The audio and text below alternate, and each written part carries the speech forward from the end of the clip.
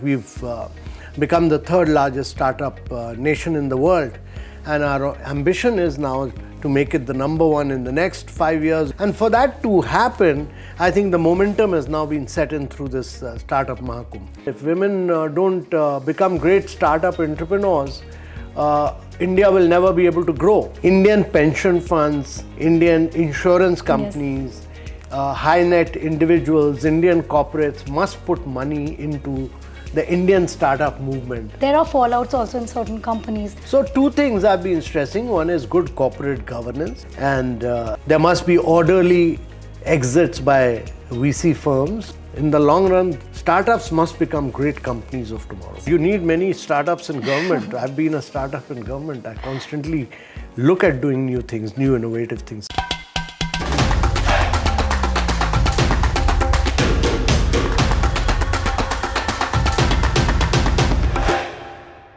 Thank you, Mr. Kant. Finally, I made it to you. I made it to you after long and rightfully at the right time. It is the Mahakumbh Startup 2024, a great ecosystem being created to bring together all the stakeholders. You have been the man who started, who has always promoted Startup India, Stand Up India, Invest in India. How do you relate to this whole idea of Startup India? Well, it's a phenomenal feeling because when the Prime Minister initially launched it, on January 16th in 2016, we just had about 150 startups. Today there are 1,25,000 startups. There are 450 incubators. We've done over $350 billion worth of investments. So India has really gone a long way. If one sector where India has really made a breakthrough is that we've become the third largest startup nation in the world. And our ambition is now to make it the number one in the next 5 years of the government. As the Prime Minister has said, when he comes in, we should make it the biggest, number one ecosystem in the world. And for that to happen, I think the momentum has now been set in through this Startup Mahakumbh. Mr. Kant, if I may ask you very simple words, what do you understand by startup? Because people were doing business in India for decades. We have been doing that. Do you relate it only to digital India having a direct connection with the Startup India? Because that is how we marry the two concepts of business and digitization concept. So startup is about innovation. It can be deep tech. It's about disruption. And startup is also digital. So what has happened in India is that India has done a lot of disruption through digitization, and that digitization led to a number of startups getting into, real-time fast payments. Then they went in for actually cashless credit. They went into stock markets, wealth creation, all through digitization, and then into insurance. But number of startups have done work in the field of agriculture. Number of startups have done innovative work in healthcare, in education. And I think that's where the real opportunity lies. But a lot of startups have done work in manufacturing, in AI, many areas of growth. So the opportunity really lies in India in areas of transforming agriculture, health, education, nutrition. If we are able to transform that, then the market is not 1.4 billion people, it's the next 4 to 5 billion people of the world whom we'll be transforming. Do you think it will disrupt the businesses that have been existing, or they have to transcend to collaborate and work with the, the new generation building this up and the old generation trying to cope with the startup boom that has come around in the last few years? So startups do very unique things, they do novel things, they do innovative things, they do disruptions things. Large companies become very status quoist. They look at balance sheets, they lack that energy and the dynamism which young startups bring in. And therefore, many large companies actually get into the business of financing startups. Many start companies open their own startups. In automobile, many large companies have opened their own startups. But many big companies actually acquire startups, so invest in startups. And that is because they want to be a part of the rapidly disrupting world. This is critical for innovation. And this is, if you look at automobile, for instance, I mean, the world is moving from combustion vehicle to electric vehicle, which means that You will have to then do battery storage. You will have to do new manufacturing. We have hydrogen cells. Yeah, whole range of new areas of growth. So I also want to understand in terms of the investment when we are talking about even in the startup ecosystem, we had in the initial days of the startup companies coming in, a lot of foreign fund used to come in to support them. Now a local fund generation is also being propelled. So is that important that we have our local fund generation to support the startups in India and not to depend on foreign funds only to back them up to become big? No, very critical, because even today 75% of the funding coming into the startup movement is coming from abroad. Indian pension funds, Indian insurance companies, high net individuals, Indian corporates must put money into the Indian startup movement. And that is the way for India to grow. It's very important that Indian money must reach Indian startups. Why did we take so long, do you think, or we did not take long, if I can say, correct it, to come to this whole energy where the youth felt like, okay, now I can do my business? Is that we have overridden the fear and suddenly become like, we can have our own business and take the risk in the market and not wait for a job to fall on our lap? So look at Silicon Valley, for instance. I mean, startups flourish because students from universities go and do new businesses. There is an easy flow of money which takes place. There are new ideas being generated. So we have to, what we've been able to create is young people from academic institutions getting into new disruption. We now need to create a larger flow of resources for them.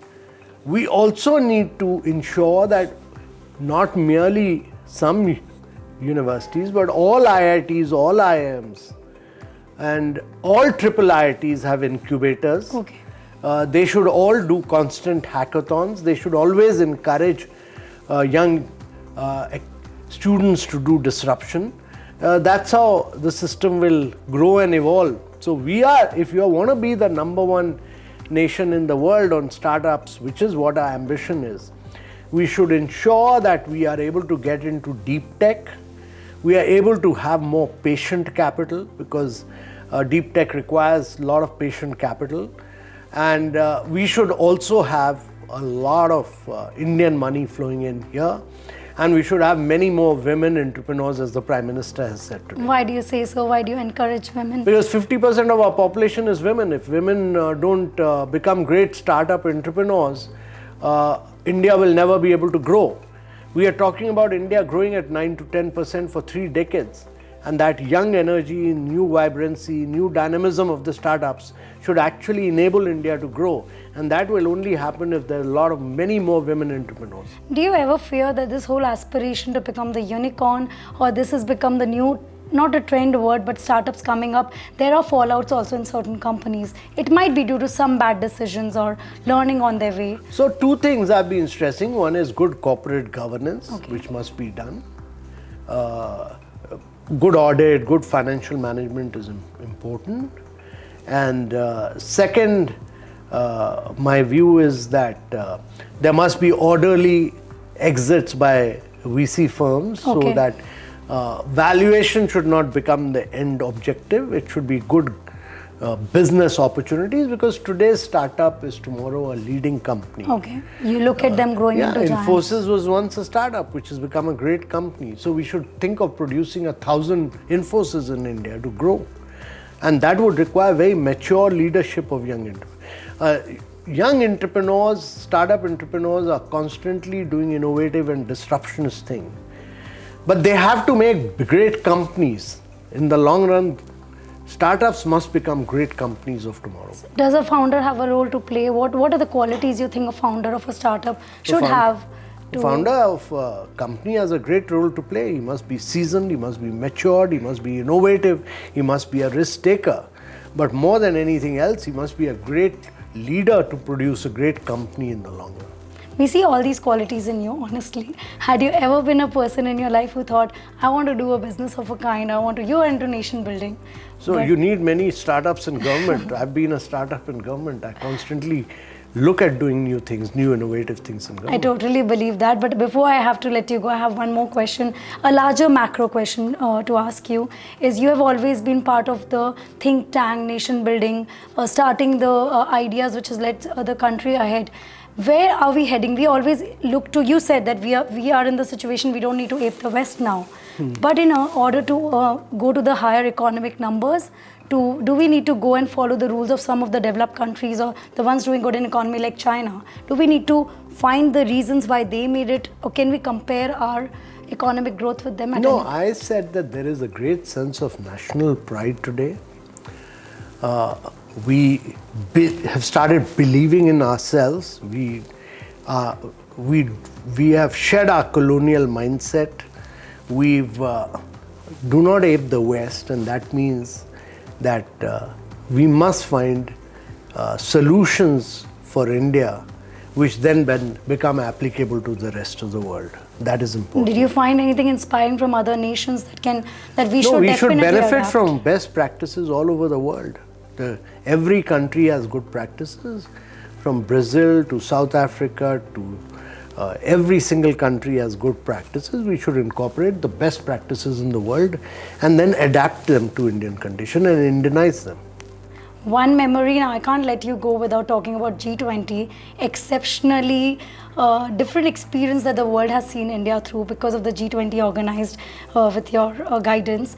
How do you look at the G20 experience in your life? Was it also one of a kind, or was it one of the great things you've done? No, it was a at the unique moment? experience negotiating with all the countries and all the Sherpas. It was a tough process to get negotiation on all the key challenges confronting the world, to get a consensus on 83 paras, especially Russia-Ukraine para, where even the United Nations has not been able to succeed, was a huge challenge. We succeeded. We succeeded because of risk-taking, hard work, determination, and the fact that we had the stature and standing of the Prime Minister behind us, who wanted us to be ambitious, be inclusive, and be decisive. Did we try to brand India somewhere? Because youngsters do have this thing. Are we trying to brand India in a different pattern, that we are there or get identified? Because we've always been there. Were we lost in the crowd of the global geopolitical So the Prime situation? Minister has already branded it as Viksit Bharat and Shashakt Bharat. That is a developed country and a strong country. So we should go with that. And leave us with 5 thoughts that you think the youth today, you relate with the youth. I think you should have vision. You should have determination. You should constantly innovate. You should constantly think afresh. And also, all youth must learn to play sports, have extracurriculars. It's very important to sweat it out and lead a very healthy life. That's important. Thank you so much, Mr. Kant, for very quickly helping us go through all your perspectives and thoughts in a very quick chat. Thank you.